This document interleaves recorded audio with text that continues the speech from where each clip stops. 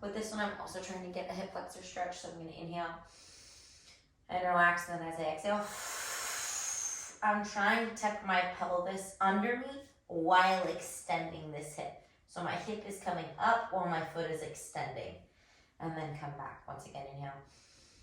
Hip comes up while I extend my foot. And come back.